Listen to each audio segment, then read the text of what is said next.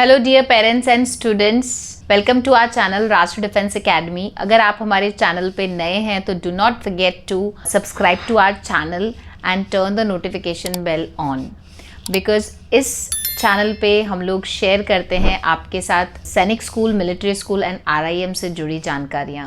As you all know that RMS CET 2024 की date declare हो चुकी है एंड ये जो एग्ज़ाम है इट्स बिन शेड्यूल्ड ऑन 8 दिसंबर 2024।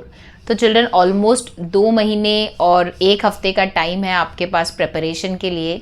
तो जो भी बच्चे इस एग्ज़ाम के लिए अपीयर होने वाले हैं उनके पेरेंट्स के लिए और उन बच्चों के लिए आज का ये वीडियो बहुत ही इम्पॉर्टेंट है, बिकॉज इस वीडियो में मैं डिस्कस करने वाली हूँ आपके साथ tips and strategies to crack the RMS CET।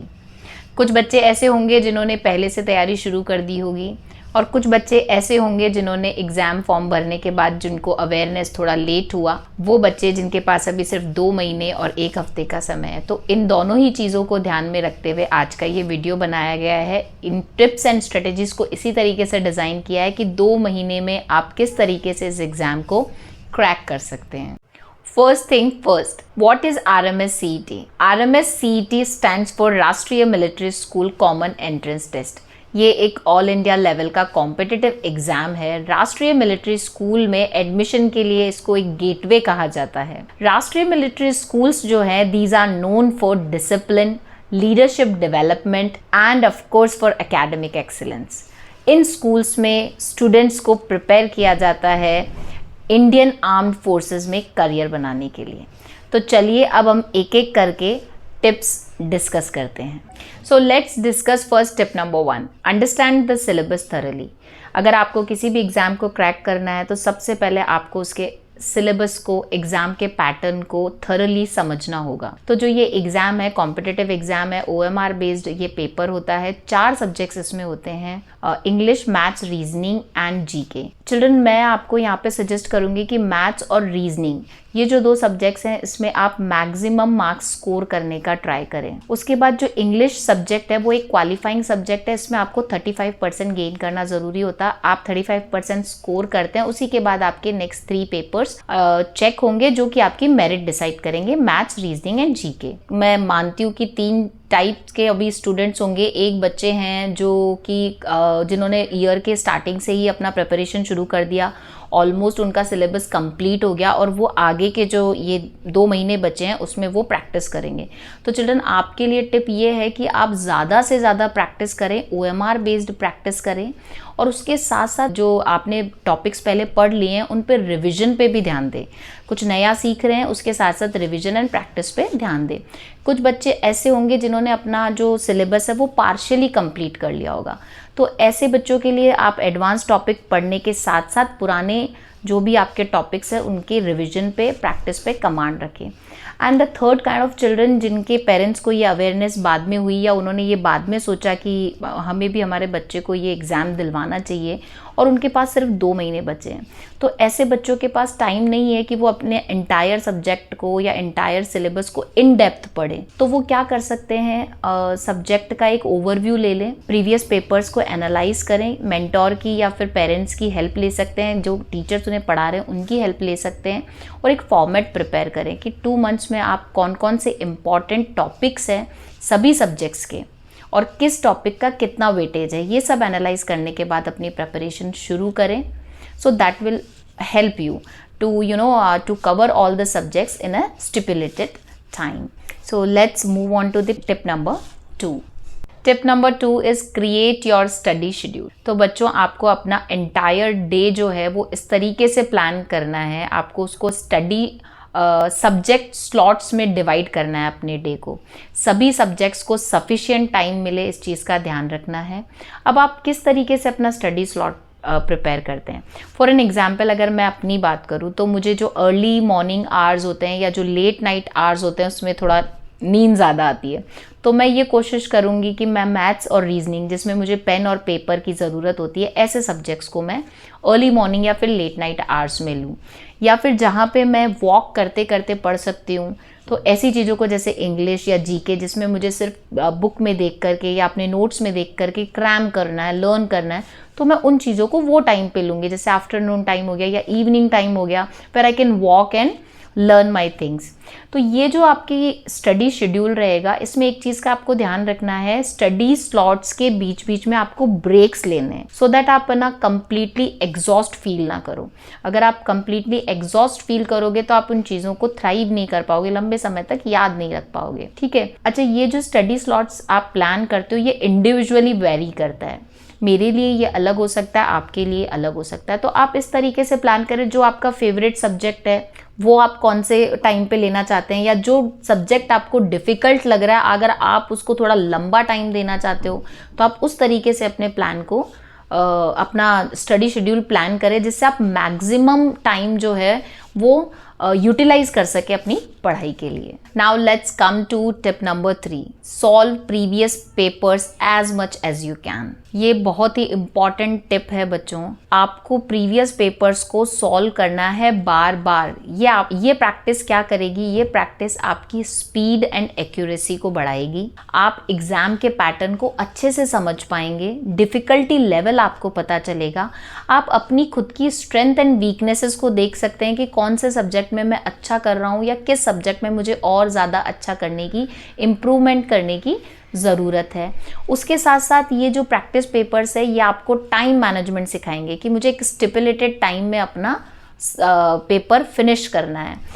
Time management के साथ साथ ये आपको स्ट्रेस मैनेजमेंट, जो एग्जाम में अगर आप पढ़ाई करते जा रहे हैं, लर्न करते जा रहे हैं, लेकिन आप पेपर ही नहीं अटेम्प्ट कर रहे हैं और फाइनली जाकर एग्जाम का पेपर अटेम्प्ट करेंगे, तो वो एक अच्छा आइडिया नहीं होगा। तो आपको यही टिप है कि आप ज़्यादा से ज़्यादा पेपर्स को सॉल्व करें। Okay, do not forget to fill the OMR sheet alongside. आप क्या करेंगे, 2 घंटे का अलार्म लगाएंगे, आपका पेपर 2 घंटे का होता है, 2 घंटे का आप अलार्म लगाएंगे, अलार्म सेट करेंगे। उसके बाद आप OMR शीट को भी इंक्लूड करेंगे, जैसे आप पेपर भरते हैं उसके बाद OMR शीट में फिल कीजिए। बिकॉज क्या होता है, कई बार आप पेपर तो अच्छे से सॉल्व कर लेते हैं, लेकिन OMR के सीक्वेंस में गड़बड़ हो जाती है, and that will actually decide your final result. तो OMR को ओवरलुक ना करें। अच्छा, जब आप प्रीवियस पेपर सॉल्व कर रहे हैं, सीक्वेंस ऑफ सब्जेक्ट्स का भी ध्यान रखें। जो सब्जेक्ट आपको सबसे अच्छा लगता है, जिस पे लगता है आपकी अच्छी कमांड, आप अच्छा स्कोर कर सकते हैं, उसको फर्स्ट प्लेस पे रखें। उससे क्या होगा, एक तो आपकी स्पीड मेंटेन हो जाएगी, सेकंड आपका कॉन्फिडेंस डेवलप हो जाएगा। और एक बार कॉन्फिडेंस डेवलप होने के बाद फिर आप जो बाकी की सीरीज़ है अपने हिसाब से सेट कर सकते हैं। ये भी इंडिविजुअली वैरी करेगा। हो सकता है किसी को जीके पे कमांड है तो वो जीके से शुरू कर सकता है, किसी को लगता है कि वो मैथ्स एंड रीजनिंग को अच्छे से हैंडल कर पाएगा and that will increase his और हर कॉन्फिडेंस, तो वो उससे भी शुरू कर सकता है। So this was all about tip number 3. Let's dive into tip number 4. Tip number 4, GK and current affairs. See children, English एक क्वालिफाइंग एग्जाम है, उसके आपके मार्क्स मेरिट में ऐड नहीं होंगे। उसके बाद मैथ्स एंड रीजनिंग, ये दोनों सब्जेक्ट स्कोरिंग सब्जेक्ट है, तो सभी बच्चे मैक्सिमम इसमें स्कोर करना चाहेंगे। बाकी बचता है जीके। जीके RMS के पेपर में एक ऐसा सब्जेक्ट है which can either make your score और ब्रेक योर स्कोर। तो जीके को बिल्कुल भी ओवरलुक नहीं करना है, सफिशिएंट टाइम देना है जीके को। आप कोई भी एक ऐसा प्लेटफॉर्म चूज़ कर सकते हैं जिससे आप जीके और करंट अफेयर्स के बारे में डेली बेसिस पे अपडेट रह सकें। कोई भी अच्छे ऑथर की आप जीके की बुक खरीद सकते हैं, बिकॉज अभी डिफरेंट सोर्सेज से अगर आप कलेक्ट करने लगेंगे तो 2 महीने में it won't be possible and it is not practical as well. तो कोई भी जो अच्छे ऑथर की बुक्स हैं जीके की, वो आप ले लीजिए और फिर आप अपनी तैयारी शुरू कीजिए। जीके की कुछ अच्छी बुक्स के जो लिंक्स है वो हम डिस्क्रिप्शन बॉक्स में आपके रेफरेंस के लिए डाल देंगे, आप उनको भी यूज़ कर सकते हैं। Okay, after that let's move on to the next tip. Now tip number 5, take care of mental and physical health. इस टिप को सभी ओवरलुक करते हैं। सी ये कॉम्पिटिटिव एग्ज़ाम है, ऑल इंडिया लेवल का एग्ज़ाम है with limited number of seats, तो ऑफ कोर्स ये एग्ज़ाम डिफ़िकल्ट होने वाला है। इसके लिए आपको डेली बेसिस पे 10 to 12 आवर्स तक पढ़ाई करनी पड़ेगी।